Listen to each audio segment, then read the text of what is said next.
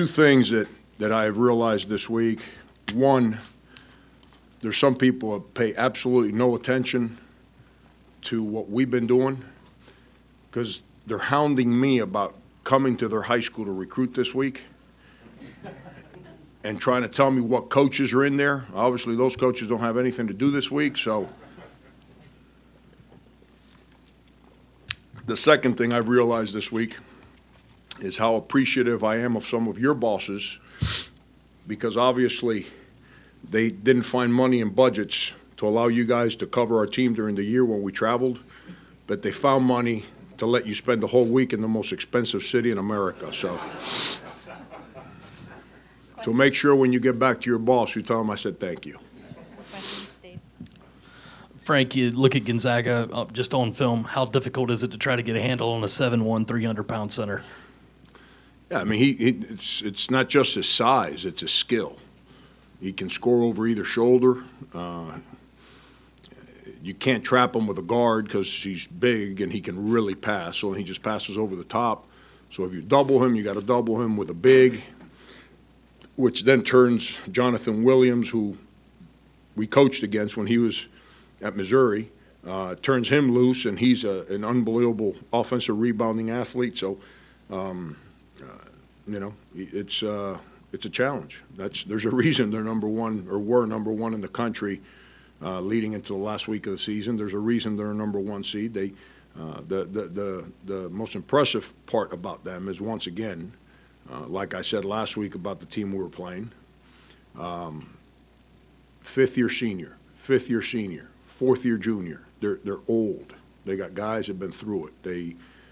They know what they want. They know how to play together, and they don't flinch in the moment. I know this time last week you were talking about your phone blowing up. I'd imagine that's been a little upped right now. But just what has it been like since that buzzer sounded? Yeah, I mean, it's you can't work and dream of being successful, and then when attention comes, be frustrated with it. I mean, it's just I find it comical that I've got so many new friends now, and how the stories have changed from he's a yeller and a screamer to a passionate man. I find that very comical. I'm having the time of my life. I really am, and it's not because of the winning. You know, all this are dreams when you're a kid and you're a young coach and you picture yourself. You know, maybe I can do this one day. You know, I'm having time of my life because of those kids in that locker room. They're phenomenal. They're just. I've been telling you guys this since the first time we met back in October. They're just great to be around. They care. They learn. They support each other. They accept coaching. That's why I'm having the time of my life. And all this winning, that's a reward for them. You know, they're taking me on a ride, but that's a reward for them. They're being rewarded for their sacrifices, for the way that they do things at such a young age. They're being rewarded for it. Your guys are going to walk into a football stadium and the court's elevated and it's just kind of a spectacle. I mean, what can you do to prepare them for that moment and kind of the shock and the whole event that's about to hit them? We're from the SEC. We're football, baby. That's all we know around here is football. So our guys will feel at home. That's all they've grown up listening to is football. So, you know, they'll be well prepared to walk into a football stadium. They've heard Gunner and Kornbluth and all those guys talk about football forever, so they're excited. Heck, I might even have them wear helmets for the game. Will and I spoke about that yesterday. I got to answer. I can't be a smart aleck then. I don't know who you are. What? Okay. Some of you guys are like brand new to the party here. Back in my bouncing days, I knew exactly who you were because I wouldn't let you through the door if I hadn't seen you before. But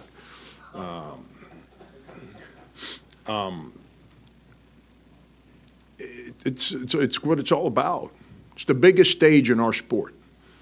And our guys haven't been scared to step up to every stage that's been put in front of them before. I don't expect them to be intimidated by it. On the contrary, they're enjoying every single minute of this ride.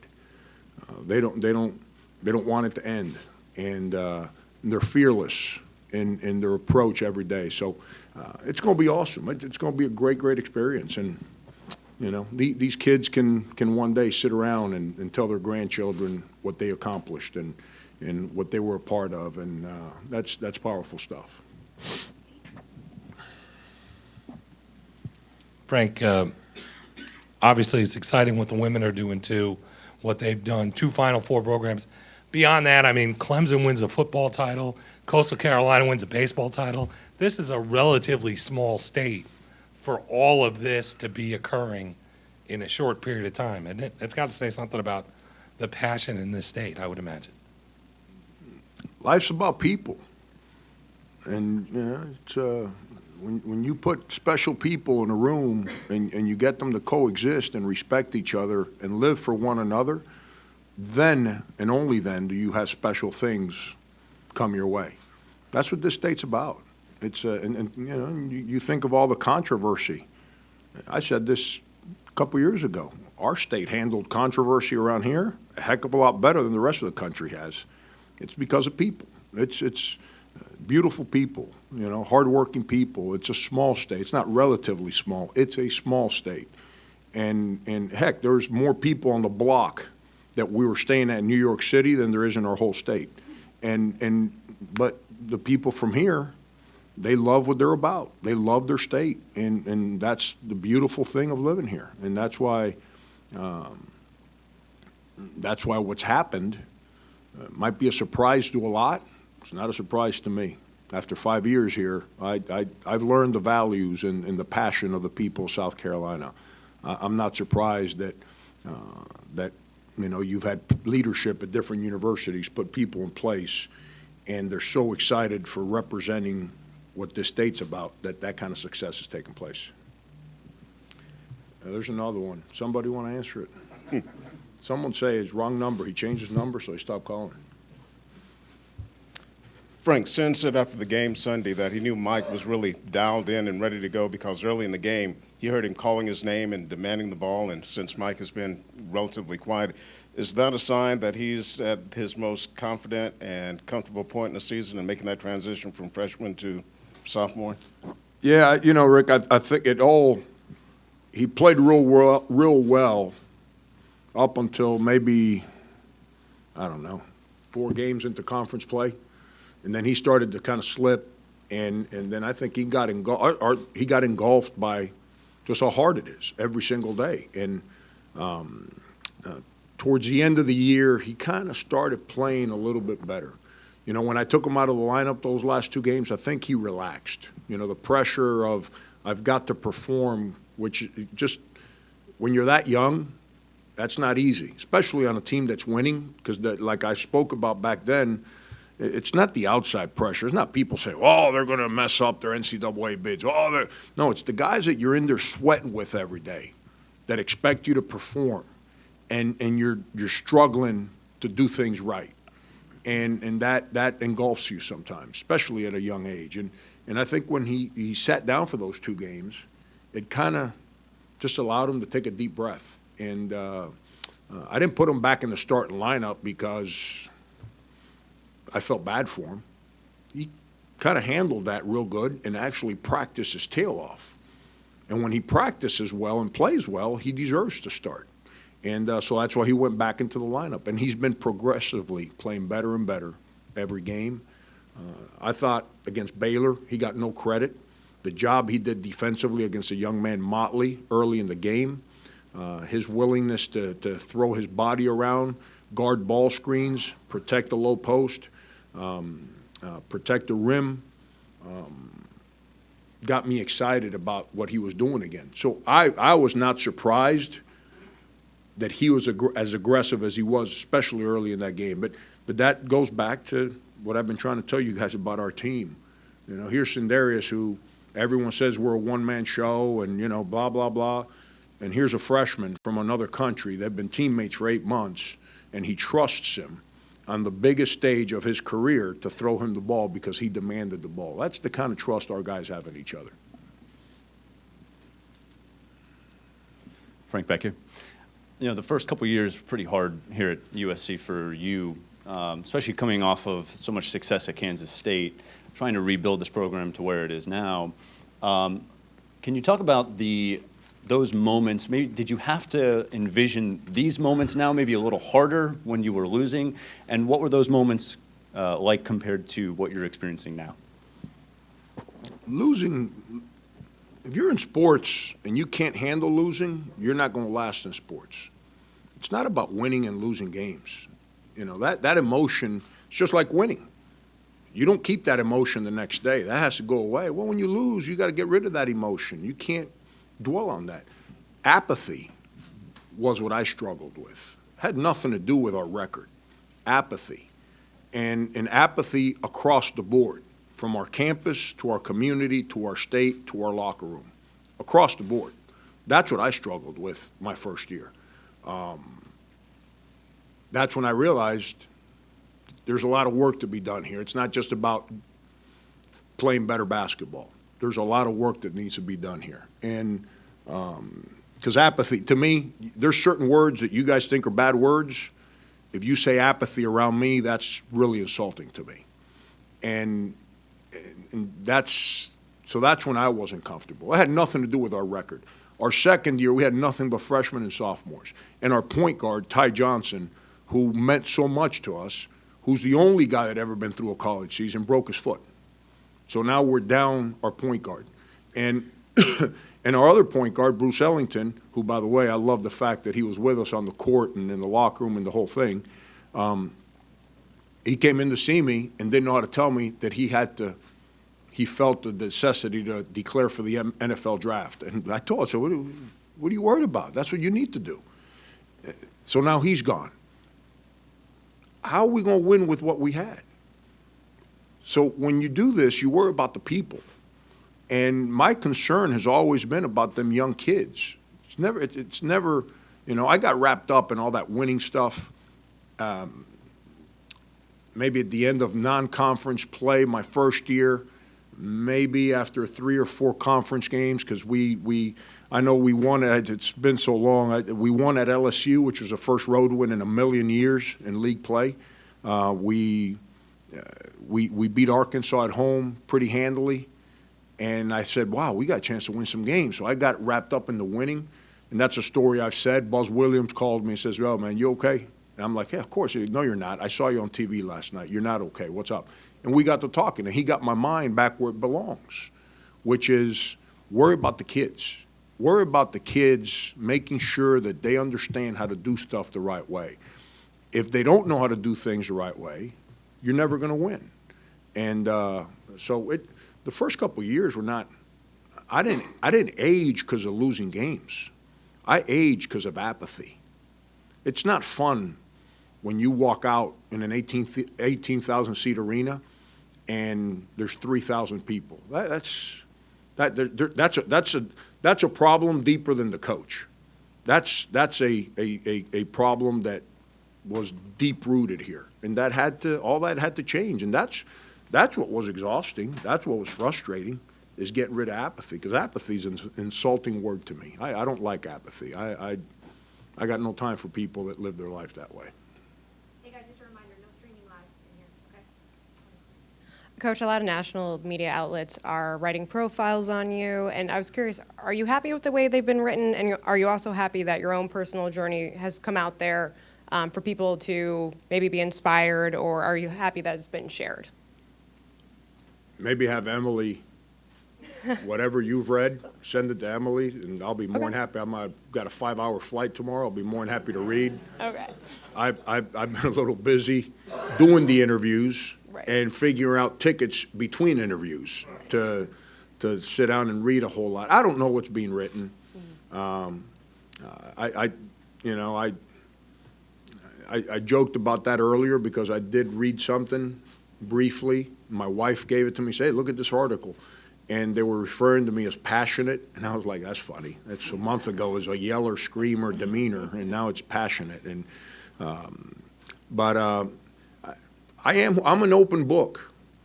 You know, the people who want to judge me on a 30-second clip on a sideline out of a 40-minute game, out of a 24-hour day, that's their prerogative. They do whatever they want to do. If they want to live their life passing judgment on people in 30 seconds, if that's how they want to go to bed at night, feel good about themselves, more power to them. That's a beautiful thing about our country. I ain't mad at them. They do whatever they want to do.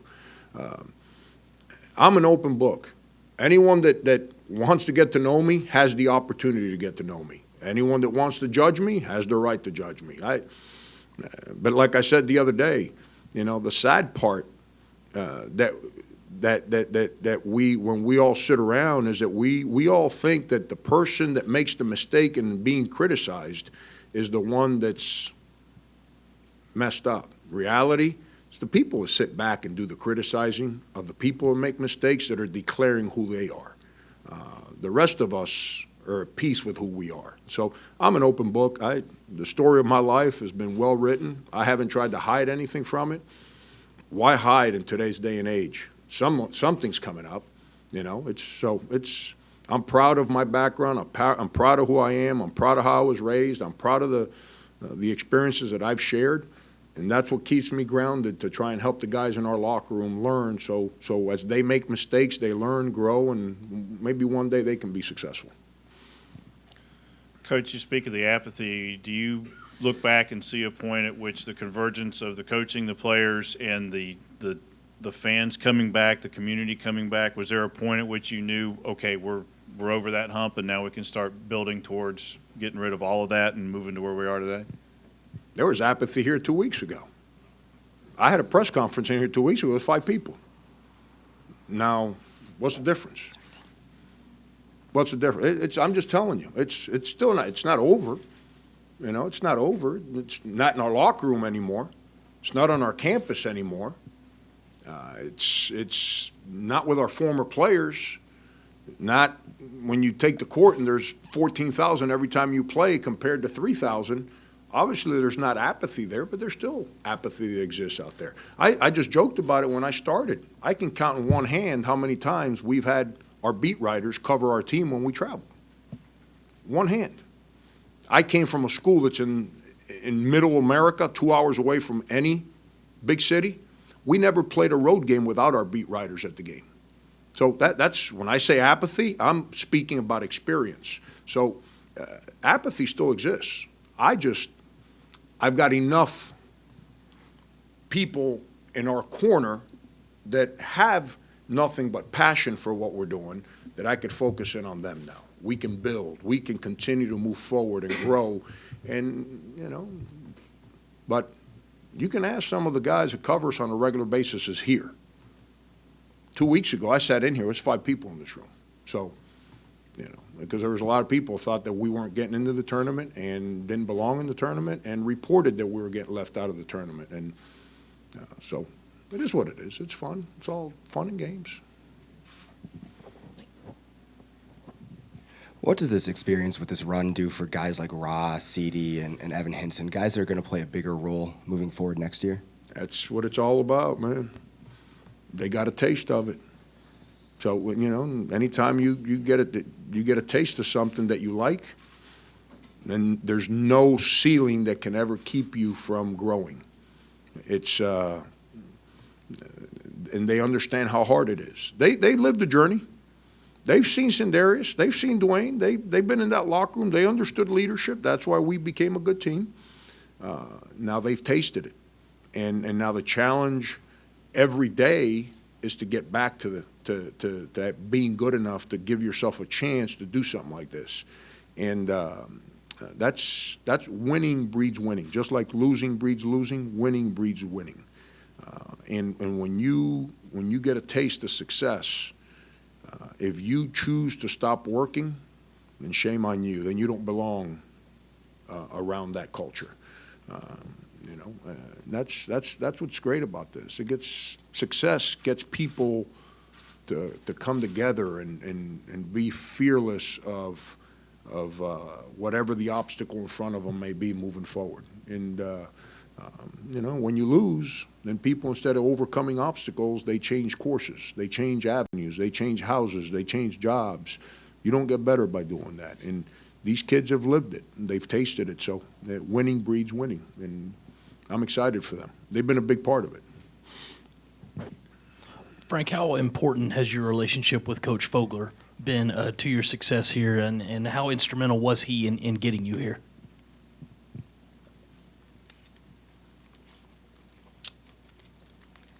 Coach Fogler had a lot to do with me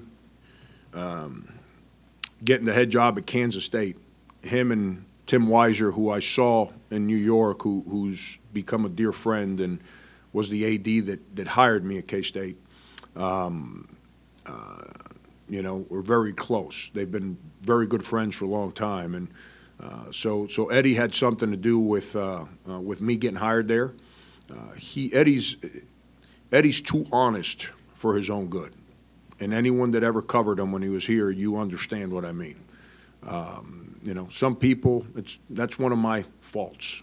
I'm too honest, and I'll speak the truth wherever I'm at, not tell people what they want to hear. Eddie's me times 100, and I respect the heck out of that. When I get around people like that, I eat it up because I know they're going to tell me what they think is the truth, not what they don't. They're not going to tell you what they think I want to hear. So I've grown to have unbelievable trust in him. I respected him from afar, and he was pretty much the person that convinced me that this was the right place. I obviously called Anthony Grant and Andy Kennedy and Bob Huggins, and you know the other two have an understanding about the conference, and so I kind of knew what I was walking into as far as the league. Hugs professionally was very important to me, that he helped me think clearly. But at the end of the day, Eddie coached here. He understood the dynamics, the good and the bad here, and he shared those with me. And the part that was real powerful to me is that he still calls this home. You know, I moved 15 or 16 times as a kid growing up. Moving around is not something that I enjoy because that's the life I lived when I was a young child. I like going places and digging my feet in the sand and buckling in and calling it home. I enjoy that.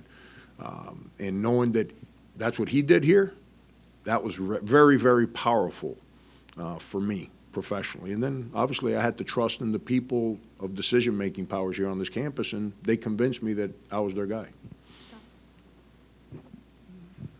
Speaking of Bob Huggins, it's evident how much he means to you. I'm wondering what interaction you've had with him since Sunday, and if you had had any interaction, do you happen to talk about Gonzaga as well, given that West Virginia played them last week and your defensive principles are the same?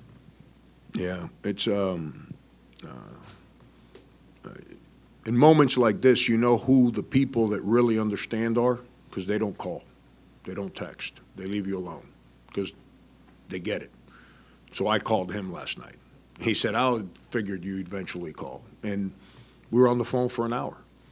We spoke about everything. I spoke with two people yesterday to help, because I speak a lot about being on this ride before and Sweet 16 and all that. This week's a brand new week for me, okay? So I'm sure I almost said the wrong word here, aggravated people. I'm sure I'm going to mess up some stuff here this week. Okay, I feel pretty good about the X's and O's, but there's some other things that I'm going to mess up, and there's going to be some people who will be mad at me for this week. Life goes on. I spoke with Billy Donovan, and I spoke with Hugs yesterday. So they can kind of give me perspective as to how to best manage this week so I can prevent distractions from our staff, from our players, because there's a lot of windows for a lot of distractions. How I can manage the time of the day. There's not enough minutes in the day to cover all the things that we're being asked to cover right now. And pay attention to the reason we're going to Phoenix, which is not to do press conferences or celebrations. It's to play basketball and compete for a trophy. I spoke with both of them at length about those things. And it was real good for me. It cleared my mind of a lot of things. And I'm still going to mess up a lot of stuff because I'm a stubborn SOB, and I'm eventually going to do stuff my way. But that gave me clarity. It allowed me to think so I can put my own flavor into how we want to manage this week. That's what we spoke about. We briefly spoke about Gonzaga, not a whole lot. Hugs, and I met few through hugs. They're very good friends too. So I'm not going to put a friend of mine in the middle of that. I'm sure Fuey isn't calling Hugs to ask him about us, and it wouldn't be fair to Hugs to do that to him. Scott? Speaking of Gonzaga, they have tried for years and years and years to get to the Final Four. A bunch of Elite Eights, a bunch of Sweet 16s. The fact that you guys have now broken through and made the Final Four, does that make you appreciate getting to this point even more, considering you look at a program like a Gonzaga that tried for so long, got so close, and were denied every time? Yeah, Scott. That's the part where I kind of struggle with me being a part of this right now. There's a lot of guys that are a whole lot better than I am at this business, and they've a lot better coaches, a lot better people, a lot better leaders, and they never got the opportunity to do what I'm getting ready to be a part of this week. Mark Few's one of those guys. For 20 years. It might be longer. I could be wrong, but if I remember correctly, KC Cavalry and Gonzaga, they beat Florida in the NCAA tournament, and I remember watching the game because Brent Wright, who played for me in high school, was playing in the game.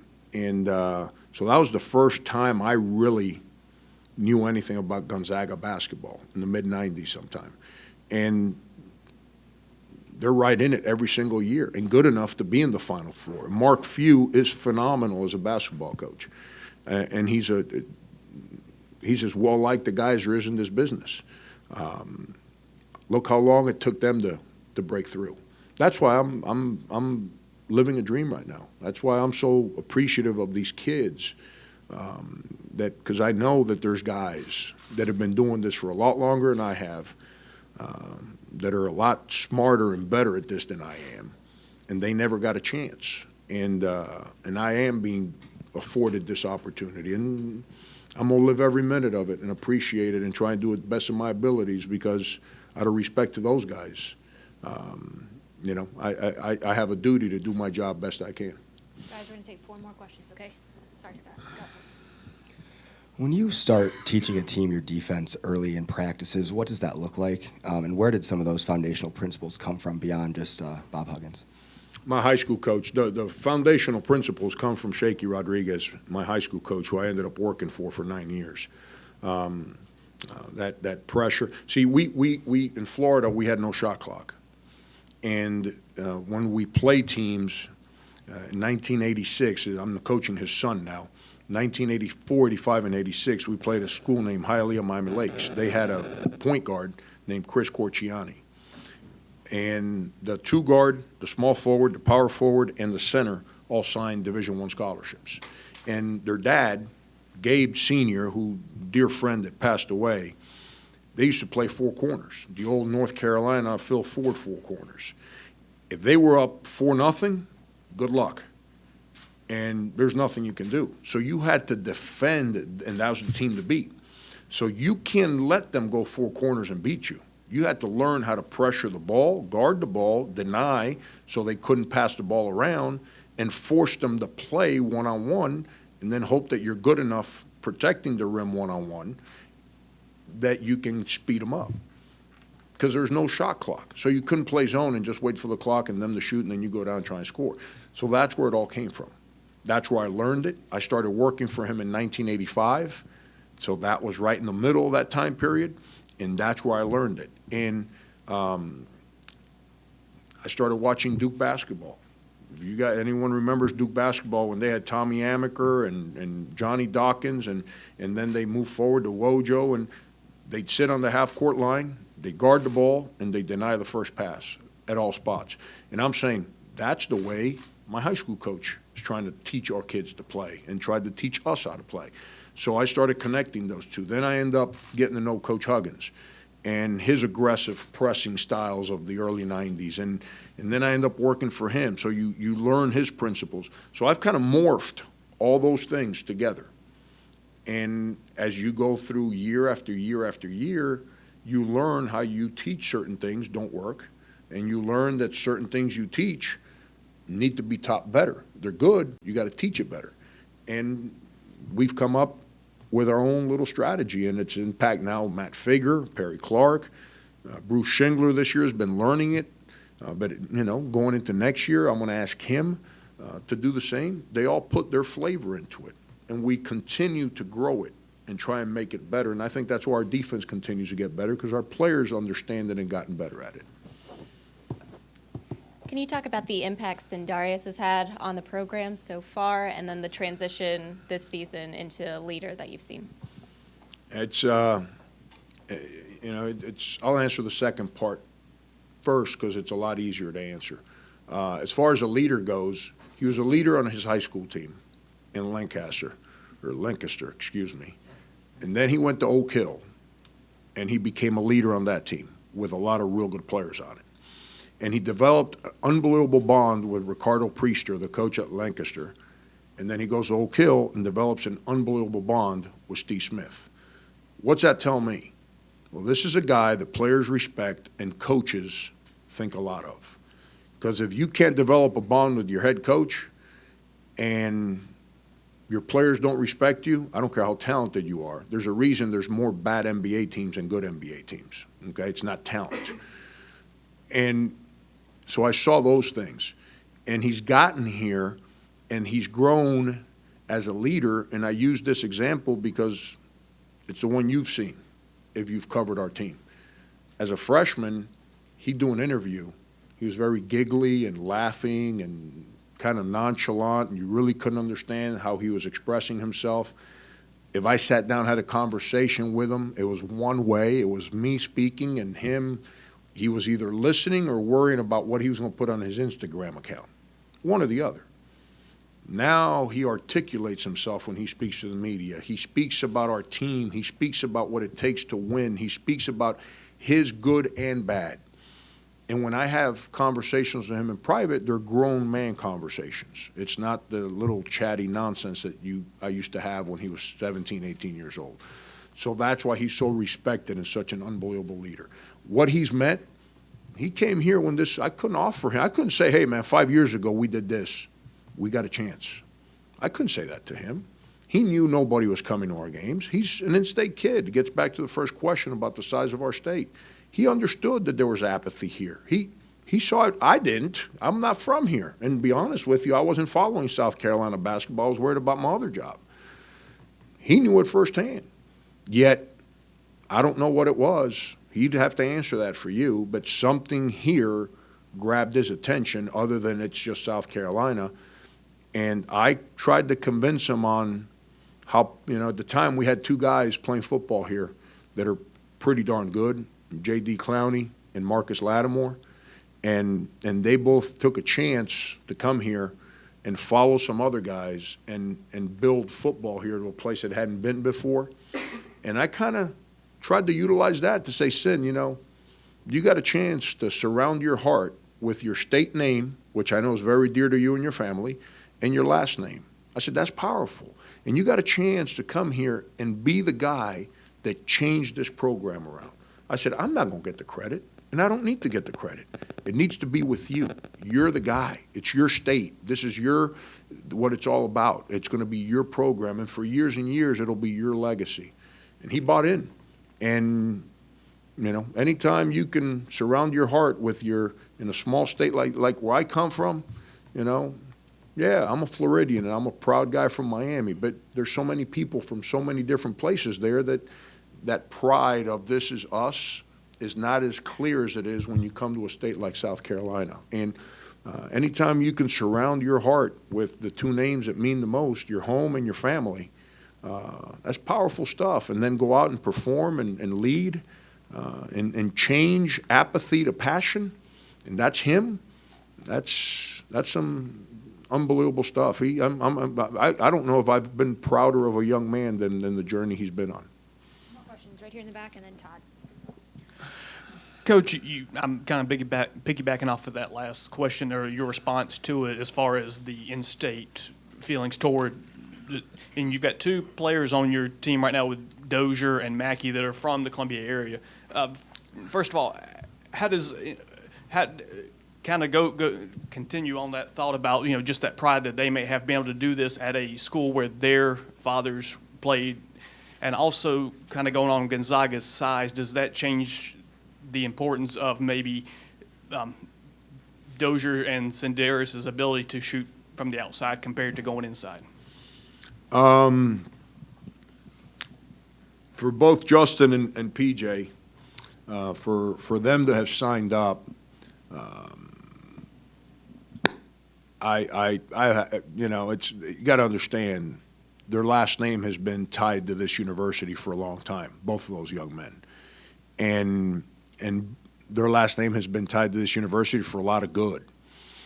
Unbelievable pressure to stay home and have to live up to the expectations that have been being created by the ones before you. Unbelievable. And that has been a big part of my dealings with them privately, is to help them understand how to become Justin Mackey and PJ Dozier, not just Mackey and Dozier. They're proud Mackeys and they're proud Doziers, and that's means the world to me, that every time that the game ends, they can go in the stands and they each got 20 people in the stands waiting for them. That's what life's about, that support system. But having to go out and perform and be judged by people on the outside, and your family lives in that same community, that creates a pressure that not everybody wants to handle. I think they've both been phenomenal on how they've handled it in growing and becoming who they are and adding their flavor to that great family name that they both have in connection to South Carolina. And getting to Gonzaga, we play in the SEC, man. I understand some of you guys never watch us play, but my God, you know, anyone see Alabama play? They were big. You know, anyone see LSU? They were big. It's this time of year, you know, if we were one of those smaller mid-major schools, this is where you start kind of worrying, can you handle size? We might not win, and size might bother us. I have no idea. Our team's been exposed to everything this year: size, athleticism, winning, losing, good, bad, suspensions. And those kids have not thrown in the towel or blinked one time all year. Gonzaga's real good. Their size is part of what makes them good. Their experience is the other part of what makes them good. And then what makes them very good is that they got a heck of a coach and they've got real good players. They've been a problem for everyone they've played this year with the exception of one. So they're going to be a problem for us and for everyone else. But we've faced everything too. So we're prepared for the moment. Now, do we handle it or not? That's a different animal.